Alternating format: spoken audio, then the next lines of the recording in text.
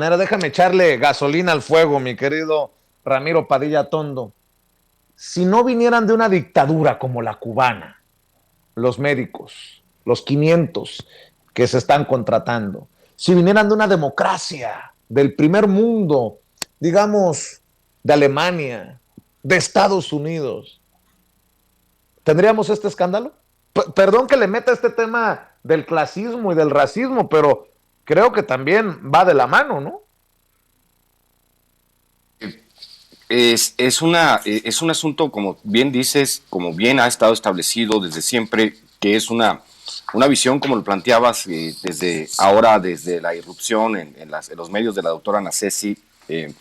Es un tema profundamente arraigado en el clasismo, en la idea de que nosotros como sociedad tendríamos que voltear siempre hacia el norte, no hacia nuestros hermanos. Y esta visión hegemónica de cómo tendría que ser la situación en México, obviamente hablamos de los últimos 40 años del periodo neoliberal, donde se tenía que privilegiar todo lo que fuese privado por encima de lo público. Yo, de hecho, fíjate que en Estados Unidos una vez tuve una discusión con unos amigos norteamericanos que decían que hasta el correo se tendría que privatizar porque los privados hacían un mejor trabajo que el correo en Estados Unidos y decían que preferían dárselo a las grandes corporaciones que te podían entregar las cosas más rápido.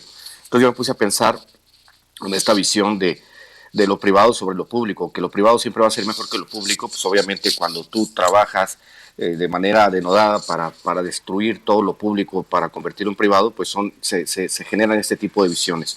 Obviamente Cuba pues es uno de los países número uno en salud, a pesar de los bloqueos, a pesar de, por ejemplo, durante la pandemia, que cualquier empresa que tuviese el 10% de capital norteamericano podría ser multada por proveer insumos en medio de una pandemia a Cuba. ¿Y qué hizo Cuba? Cuba hizo fabricar sus propias vacunas y vacunar a toda su población, porque en el aspecto de la salud Cuba está mucho más adelantada. De hecho, ellos fueron los que diseñaron la vacuna contra el cáncer de pulmón, por ejemplo.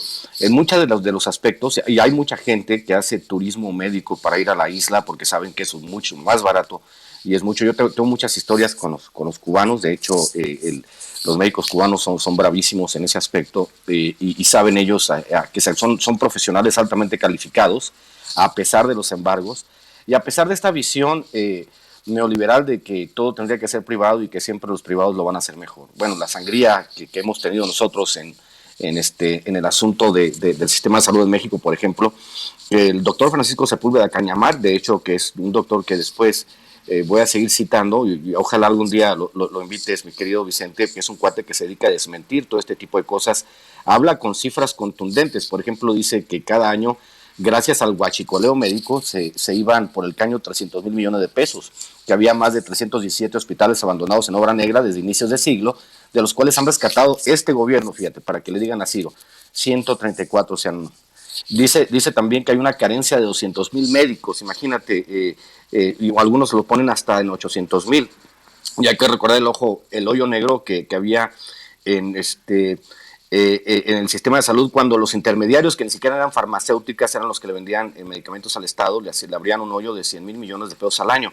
Entonces, si había un guachicoleo médico de 300,000 millones de pesos al año, imagínate la cantidad de médicos que se pudiesen contratar con buenos salarios en todo el país, con especialidades, para que pudieran al menos paliar un poco ese déficit que tenemos de tantos médicos, ¿no? Obviamente, esto equivale a 35 millones de trabajadores sin servicios de salud, lo cual es el 61% de la fuerza laboral mexicana, los que no tienen seguridad social. Por eso se están trabajando en el tema del INSABI y se ha tratado de federalizar el servicio, pero obviamente solo 10 estados han aceptado federalizar el servicio. Entonces, es una